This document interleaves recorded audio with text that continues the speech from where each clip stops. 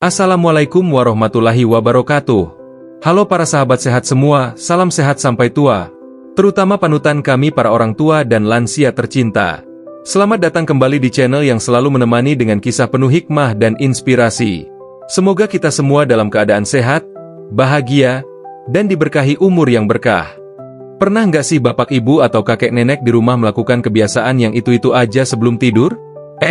Ternyata justru kebiasaan itu yang bikin kondisi tubuh mereka jauh lebih segar, lebih sehat, bahkan lebih tenang jiwanya. Yang bikin kaget, banyak anak muda zaman sekarang malah nggak tahu kebiasaan sederhana ini.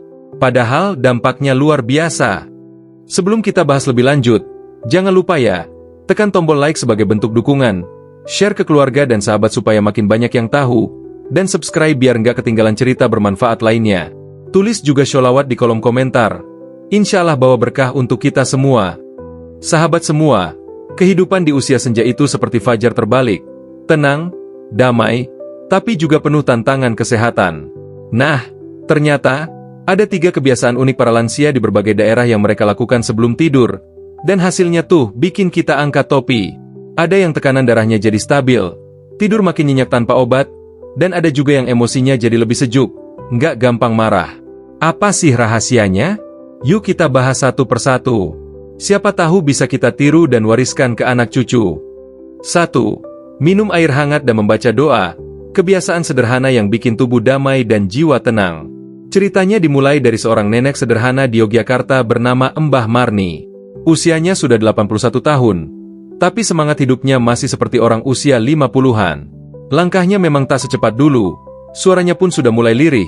Tapi setiap malam, ada satu kebiasaan yang tak pernah ia tinggalkan sejak muda, minum air hangat dan membaca doa sebelum tidur. Air hangat itu pelukan buat tubuh. Nak, ujar Mbah Marni sambil tersenyum hangat, ketika cucunya bertanya kenapa beliau selalu minum sebelum rebahan. Biar tubuh ini tahu, bahwa dia dihargai setelah kerja seharian, lanjutnya.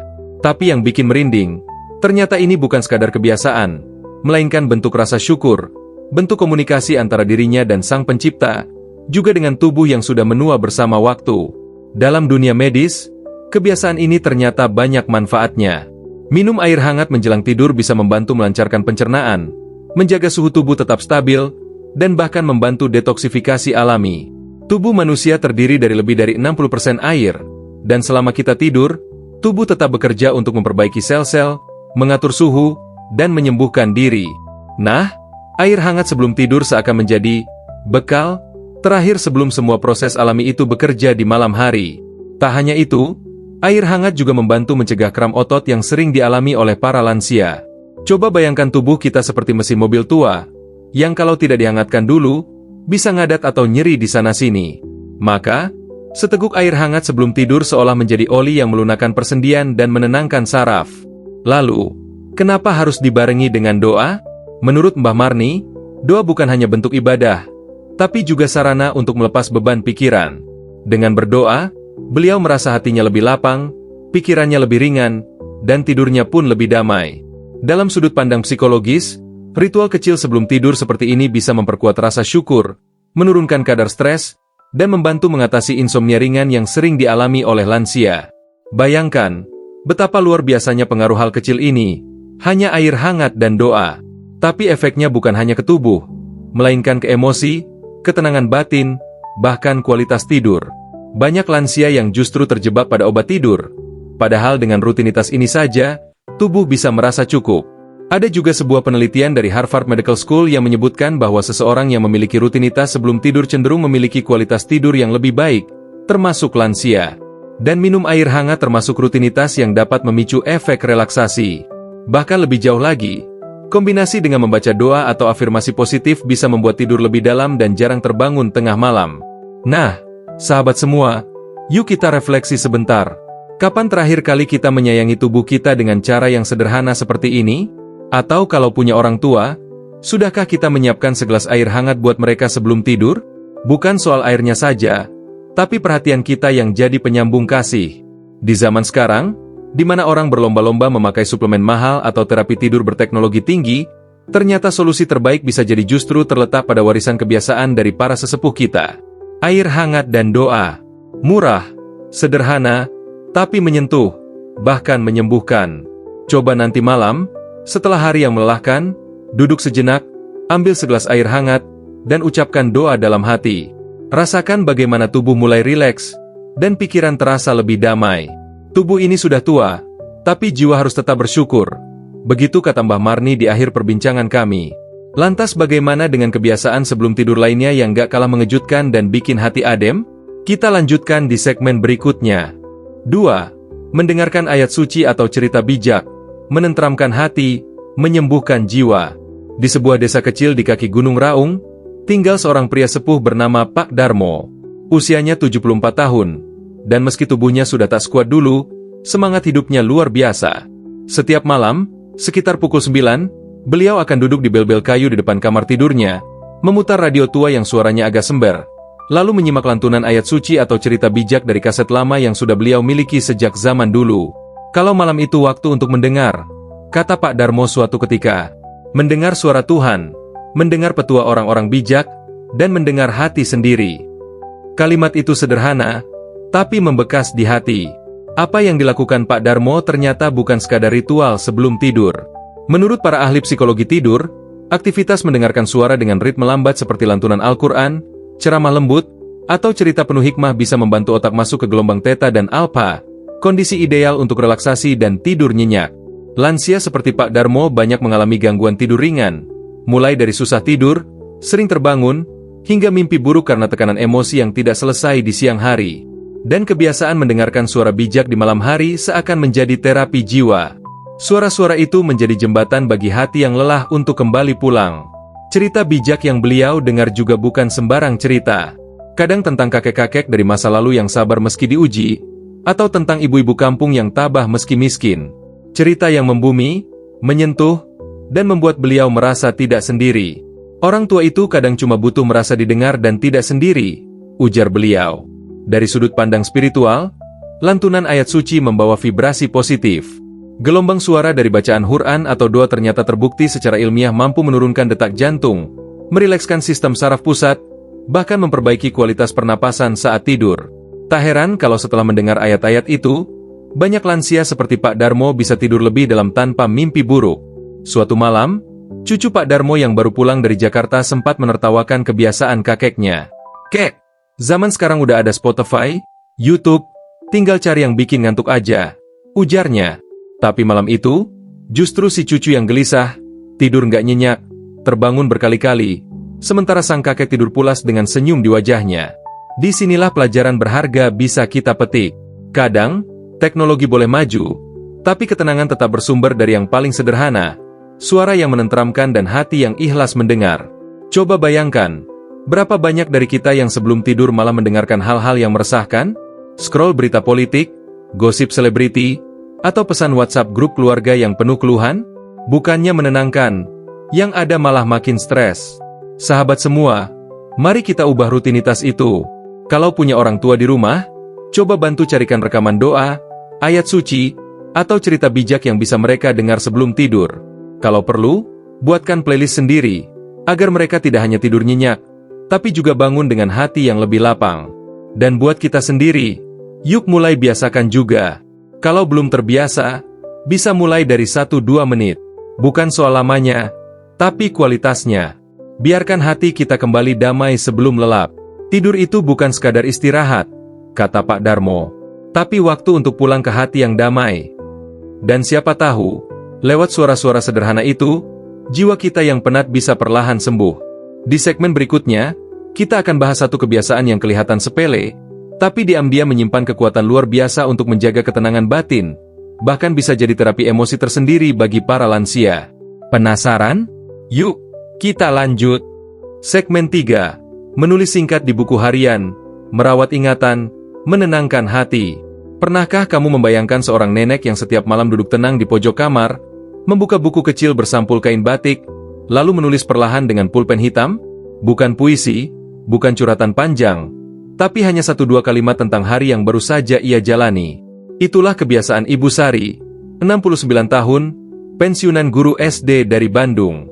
Setiap malam sebelum tidur, setelah membereskan dapur dan menyeduh air hangat, beliau akan membuka buku hariannya. Hari ini aku melihat pelangi. Rasanya seperti pelukan dari langit. tulisnya pada suatu malam. Atau, cucu datang dan peluk aku lama sekali. Nikmat sekali jadi nenek. Mungkin bagi kita yang hidup di tengah hiruk-pikuk dunia digital, kebiasaan seperti ini terlihat kuno, bahkan aneh. Tapi tahukah kamu, kebiasaan menulis singkat sebelum tidur memiliki manfaat luar biasa untuk kesehatan mental dan emosional, apalagi bagi para lansia. Menurut psikolog dari University of Texas, Dr. James Pennebaker, menulis ekspresi perasaan, meski hanya singkat, bisa membantu melepaskan stres dan menyusun ulang emosi yang semrawut.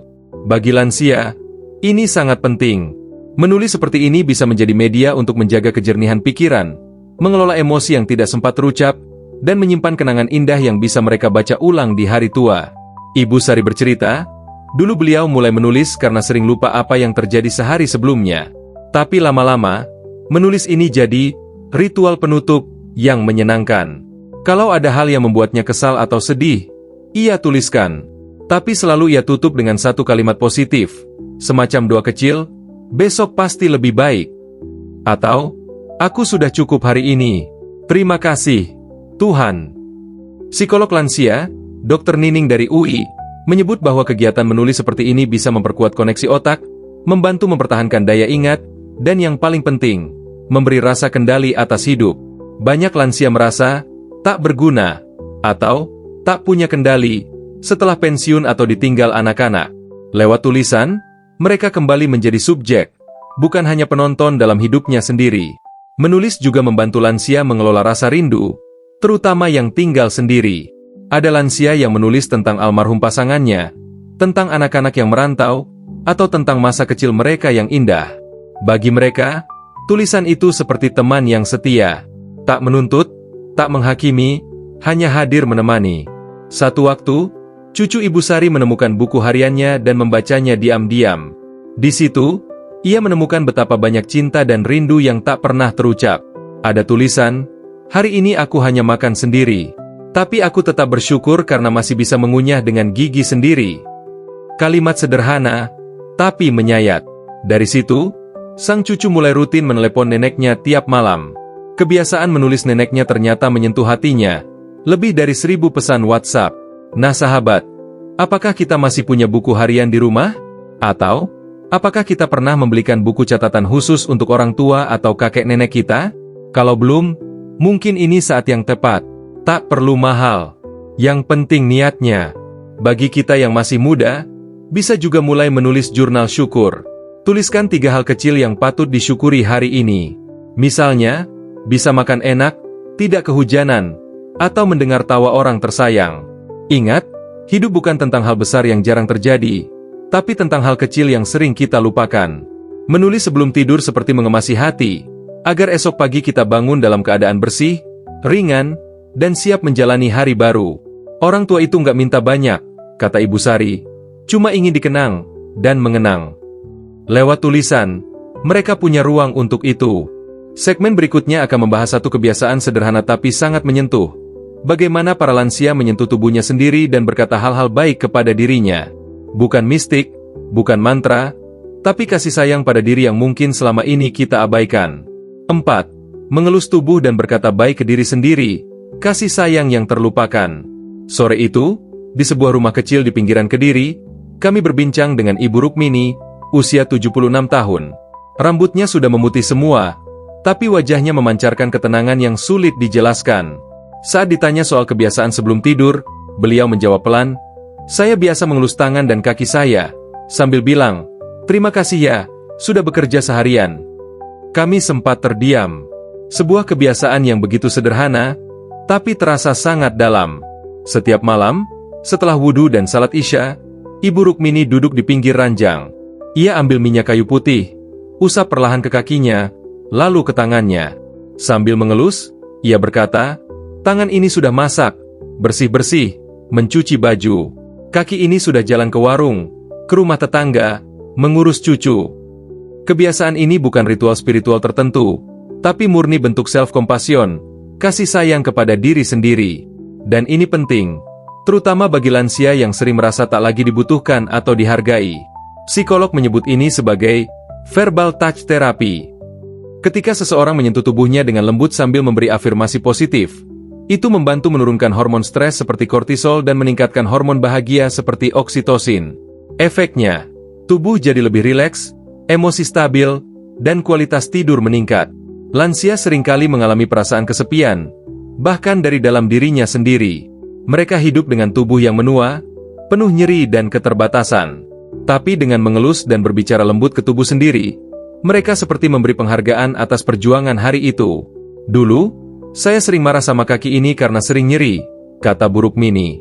Tapi sekarang, saya ajak berdamai.